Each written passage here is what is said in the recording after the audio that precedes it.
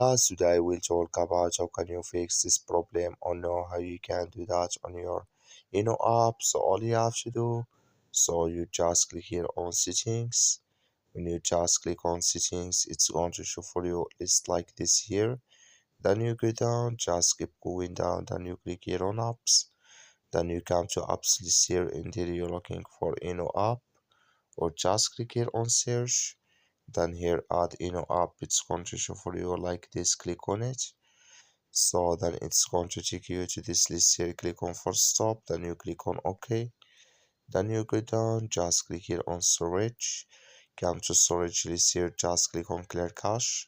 Then all you have to do, so you just go to your Play Store, click on it here. Then you search here for app, it's going to show for you like this. You will find here update, click on it, and it's going to work with you. That's all you have to do. Thank you for watching. Don't forget to support us by liking and subscribe.